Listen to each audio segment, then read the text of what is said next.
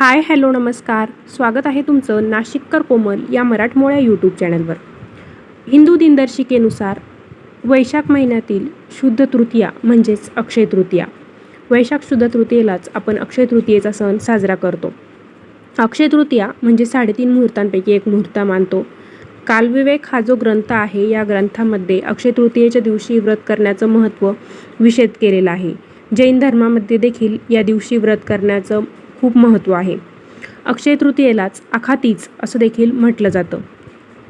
अक्षय तृतीयेच्या दिवशी अन्नपूर्णा देवीची जयंती, नरनारायण या जोडदेवाची जयंती, परशुराम जयंती, बसवेश्वर जयंती, त्याचबरोबर भगवान व्यास यांनी महाभारत ग्रंथाची रचना करायला सुरुवात देखील याच दिवशी केली होती आणि गणपती बाप्पांनी महाभारत लिहायचं काम केलेलं होतं हे आपल्या सर्वांनाच माहिती आहे. याचबरोबर अक्षय तृतीयेच्या दिवशी पितरांची विशेष पूजा आपण करतो. ती पितरांची पूजा अक्षय तृतीयेच्या दिवशी कशी करायची ते मी या अगोदरच्या व्हिडिओत सांगितलेले आहे. मंडळी, आजच्या व्हिडिओमध्ये मी तुम्हाला अक्षय तृतीयेच्या दिवशी अक्षय पात्राची पूजा कशी करायची, ती पूजा करण्याचं काय महत्त्व आहे, अक्षय तृतीयेच्या दिवशी काय करायचं काय करायचं नाही याबद्दलची सगळी माहिती सांगणार आहे. त्यासाठी व्हिडिओ तुम्ही शेवटपर्यंत बघा म्हणजे अक्षय पात्राचं महत्त्व तुम्हाला समजेल.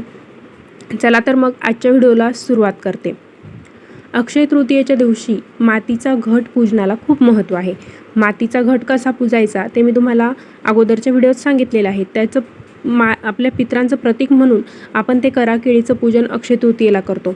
पण त्याचबरोबर आपल्याला अक्षय तृतीयेच्या दिवशी अक्षय पात्राची पूजा करायची असते. आता ती पूजा कधी करायची तर अक्षय तृतीयेच्या दिवशी सकाळी लवकर उठावं, स्वच्छ त्याची जी कामं आहे ती सर्व करून घ्यायची. आपण स्वच्छ आंघोळ करायची, स्वच्छ नवीन कपडे घालायचे आणि आपली सुरुवात तुळशीला पाणी आणि सूर्यदेवाला अर्घ्य देऊन दिवसाची मंगलमय सुरुवात करायची आहे. त्यानंतर सकाळी आपण देवांची पूजा करायची आहे.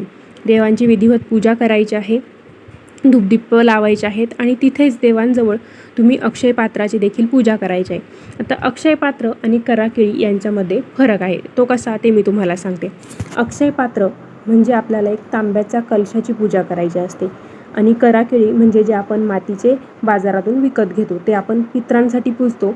आणि अक्षय पात्र हे आपलं धन अक्षय राहावं, आपल्या घरात सुखशांती राहावं, सुखसमृद्धी नांदो याच्यासाठी आपल्याला अक्षय पात्राची पूजा करायची असते. आता तुमच्या जर देवघराजवळ जागा असेल तर तिथेच मांडा किंवा मग एक पाट घ्या, त्याच्यावरती लाल रंगाचं स्वच्छ वस्त्र टाका, कोरं नवीन वस्त्र, आणि त्याच्यावरती आपण एक कलश घ्यायचा आहे. कलश हा तांब्याचाच घ्यायचा आहे. तांब्याच्या कलशामध्ये आपल्याला अक्षता घ्यायच्या आहे. अक्षता म्हणजे अखंड तांदूळ घ्यायचे आहे, दुसरं धान्य नाही. तर एक कलशभर आपण अक्षता घ्यायच्या आहे. तो कलश आपल्याला पाटावरती मांडायचा आहे. पण तत्पूर्वी त्या कलशाला चंदन आणि हळदी कुंकू सर्व बाजूंनी गंध त्याचा लावून घ्यायचा आहे किंवा नुसतं हळद कुंकू तुम्ही लावलं त्या कलशाला सगळीकडून तरी चालेल. कलशामध्ये कलश भरून अक्षता घ्यायच्या आहे आणि त्यावरती आपल्याला काही लक्ष्मीकारक वस्तू ठेवायच्या आहे. म्हणजे उदाहरणार्थ सोन्याचा एखादा दागिना ठेवा, मग तुम्ही अंगठी, नथ किंवा दुसरा काहीतरी सोन्याचा दागिना ठेवा. त्याचबरोबर कवडी जे असते आपल्या देवघरामध्ये, कवडी सर्वांनाच माहिती, देवी लक्ष्मीची प्रिय आहे, त्यामुळे आपण कवडी देखील त्या कलशात वरती तसेच ते ज्या अक्षता आहे त्यांच्यावरती ठेवायचे आहे. कवडी ठेवायची, सोन्याचा दागिना ठेवायचा, त्याचबरोबर हळकुंड ठेवायचं आहे. हळकुंड घेताना ते लेकूरवाळं बघून घ्यायचं आहे. लेकूरवाळं हळकुंड म्हणजे काय तर असं त्या हळकुंडाला छोटे छोटे फाटे फुटलेले असतात, त्याला लेकूरवाळं हळकुंड आपण म्हणतो. एवढ्या वस्तू आपण ज्या लक्ष्मीकारक वस्तू म्हणतो, म्हणजे तुमच्याकडे जर जाड मीठ वापरत असाल तर मिठाचा खडा देखील तुम्ही त्या अक्षय पात्रामध्ये ठेवू शकता. या सर्व वस्तू अक्षय पात्रावरती ठेवायच्या आणि मग त्या सर्व वस्तूंना आपण हळद कुंकू अक्षता वाहून त्यांची पूजा करायची आहे. त्या अक्षय पात्राजवळ आपण दिवा लावायचा आहे. त्या पाटाच्या बाजूने छानपैकी रांगोळी काढून हात जोडून नमस्कार करायचा आहे. अक्षय पात्राची पूजा करत असताना आपल्याला काही मंत्र म्हणायचे असतात. तर ते मंत्र असे आहेत: ओम श्री गणेशाय नमः, ओम नमो भगवते वासुदेवाय, ओम श्री महालक्ष्मी देव्ये नमः, ओम श्री कुलदेव्ये नमः, त्याचबरोबर ओम अन्नपूर्णा देव्ये नमः, पितृदेवो भव असे मंत्र आपल्याला म्हणायचे आहे. त्यानंतर हात जोडून नमस्कार करायचा आहे आणि त्या अक्षय पात्राकडे बघून आपण सर्व देवी देवतांचे, आपले कुलदेवांचं, आपल्या पूर्वजांचं स्मरण करायचं आहे, पितरांचं स्मरण करायचं आहे आणि आपल्या घरात वर्षभर अशीच धनसमृद्धी टिकून राहो अशी त्या अक्षय पात्राकडे आपण हात जोडून प्रार्थना करायची आहे. अक्षय पात्राची पूजा करताना जो आपण कलश वापरतो तो तांब्याचाच वापरायचा आहे. तांबे हा धातू सूर्यदेवाचं प्रतीक आहे. सूर्यपूजेमध्ये देखील आपण तांब्याच्या धातूचाच वापर करतो. अक्षय पात्राची पूजा घरातील स्त्री पुरुष कोणीही करू शकतो. सकाळी देवपूजा झाली की लगेच अक्षय पात्राची पूजा करून घ्यायची आहे. अक्षता म्हणजे अखंडतेचं प्रतीक आहे. त्याचबरोबर जे हळकुंड असतं, लेकुडवाळ हळकुंड आपण पूजतो, तर ते म्हणजे आपल्या घरातील जी वंशवेल आहे ती सदा बहरलेली राहावं याचं ते प्रतीक आहे. आणि त्याचबरोबर हळकुंडाचा रंग पिवळा आणि हळकुंड आपण भगवान विष्णूंना देखील अर्पण करतो. आता लक्ष्मीला कवडी ही प्रिय आहे. त्याचबरोबर सोन्याचा संबंध देखील माता लक्ष्मीशी येतो, म्हणून आपल्याला अक्षय पात्रामध्ये या सर्व गोष्टींची पूजा करायची असते. त्याचबरोबर अक्षय पात्रामध्ये आपल्याला आणखी एक गोष्ट ठेवायची असते, ते मी तुम्हाला मगाशी सांगायचं विसरले. 1 रुपयाचं किंवा 5 रुपयाचं नाणं देखील आपल्याला अक्षय पात्राची पूजा करताना ठेवायचं आहे. अक्षय तृतीयेच्या दिवशी नक्की काय करायचं ते आपण जाणून घेऊया.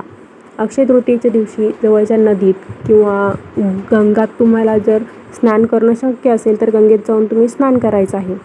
अक्षय तृतीयेच्या दिवशी जेवढं शक्य होईल तेवढं आपण दान करायचं आहे. अक्षय तृतीयेच्या दिवशी आपण जे काही खरेदी करतो, दान करतो, ते अक्षय राहतं. आपल्याला कधी काहीही कमी पडत नाही. म्हणून अक्षय तृतीयेच्या दिवशी स्नान, दान या गोष्टींना खूप महत्त्व आहे. शक्य झालं तर ब्राह्मण भोजन अक्षय तृतीयेच्या दिवशी घालायचं आहे.